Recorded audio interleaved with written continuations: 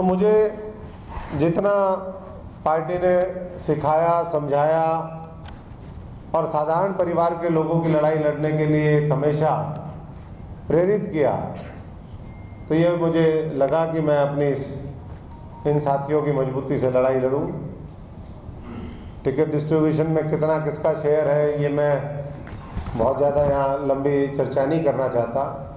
मैं इतना जरूर करना चाहता हूँ कि जिन लोगों ने पिछले 5 साल खून पसीना एक किया और विपक्ष की भूमिका निभाई,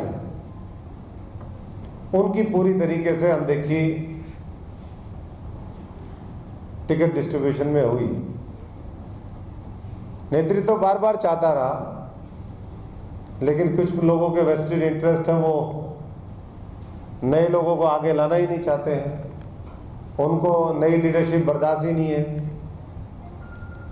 कल भी मैंने कुछ सवाल खड़े किए थे कि जब भारतीय जनता पार्टी उनके 8-8, 9-9 एमएलए, सिटिंग एमएलए की टिकट काट सकती है, 2 मंत्रियों की टिकट काट सकती है, तो बहुत से लोग जिन्होंने पिछले 5 वर्ष कांग्रेस को कमजोर करने का काम किया, जिनके ऊपर गंभीर आरोप भी थे बहुत से, फिर उनकी टिकटें क्यों, उनकी जगह नए साथियों को मौका क्यों नहीं?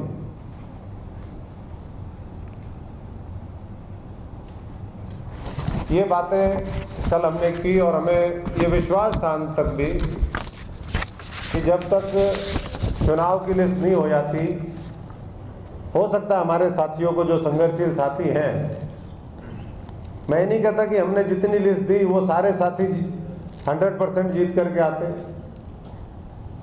लेकिन अधिकतर साथी बहुत अच्छी पोजीशन में थे और बहुत से उनमें से जीतने वाले भी थे। उन साथियों को भी जो गुटबाजी है उसकी भेंट चढ़ा दिया गया।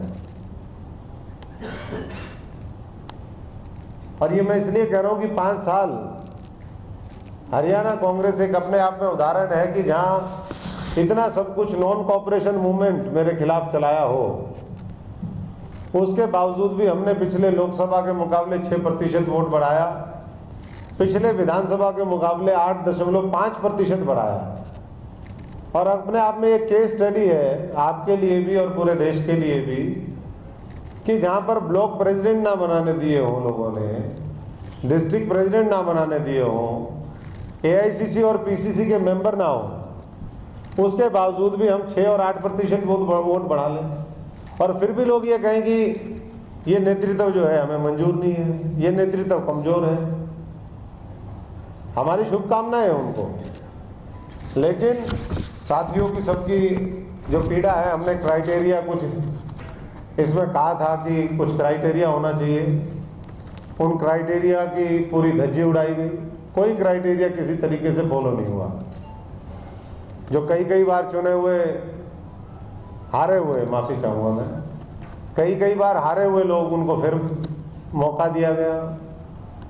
साथियों ने गंभीर आरोप लगाए, साथियों ने लगाए, मैं इस बात को फिर कह रहा हूं, मैंने कल भी इस बात को कहा था कि साथियों ने गंभीर आरोप लगाए जो हमने पहले कभी नहीं सुना। और मैं हमेशा इस बात का पक्षधर रहा हूं, ये बात हमेशा कहता हूं कि अगर सिर्फ पैसे की राजनीति से आगे बढ़ना होता तो अशोक तंवर कभी भी यहां पर नहीं आता। जेएनयू के यूनिट प्रेसिडेंट से शुरुआत करके हमें पार्टी ने सब कुछ दिया, लेकिन आज जिस तरीके से बहुत सी चर्चाएं और बहुत से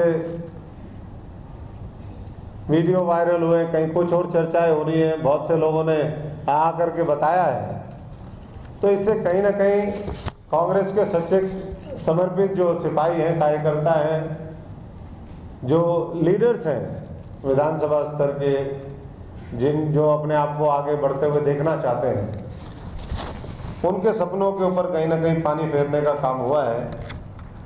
तो इसलिए हम तो यही साथियों से कहेंगे कि जो आप लोगों ने मेहनत करी है, आप लोगों ने विधानसभा घेराव किया, यात्राएं करी, रैलियां करी, साइकिल यात्रा करी, पैदल यात्रा करी, 50 डिग्री टेम्परेचर हो, सर्दी हो, बरसात हो, कुछ नहीं देखा। तो इसी तरीके से आने वाले समय में भी पूरी मजबूती से हम सभी साथियों को ये सुनिश्चित करना है कि हम राहुल जी और सोनिया जी के नेतृत्व को मजबूत करें। लेकिन इस पूरे मामले में जो हमारी भूमिका है, क्योंकि ये गांधी जी, नेहरू जी, बाबा साहब अम्बेडकर और मौलाना आज़ाद जैसे, सरदार पटेल जैसे हमारे महापुरुषों के आदर्शों पर चलने वाली पार्टी है।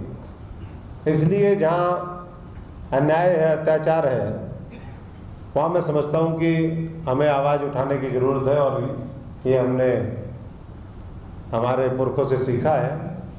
हमारी जो लड़ाई है वो ऐसी ताकतों के खिलाफ जो जातिवाद में विश्वास रखती हैं, जो हिंसा में विश्वास रखती हैं, जो सांप्रदायिकता में विश्वास रखती हैं, उनके खिलाफ जारी रहेगी।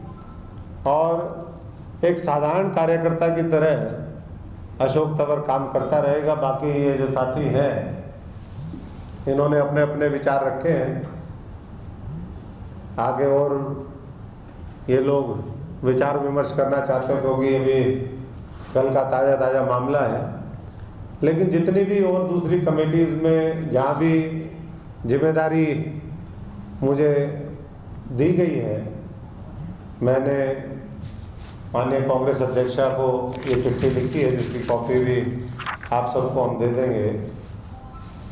तो उनसे हमने रिक्वेस्ट करी है कि इन तमाम उससे मुझे रिलीव किया जाए। एक साधारण कार्यकर्ता की तरह हम लड़ते रहेंगे और पार्टी को मजबूत करते रहेंगे।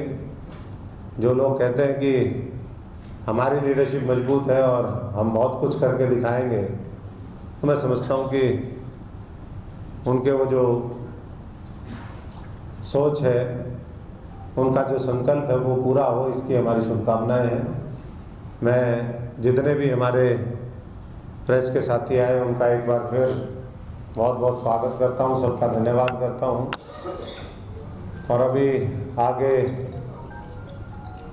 18-19 दिन हैं, आगे देखते हैं कि किस तरीके से समय और राजनीति करवट लेती है। बाकी आज तक का जो मामला है वो आपके सामने पेश किया गया।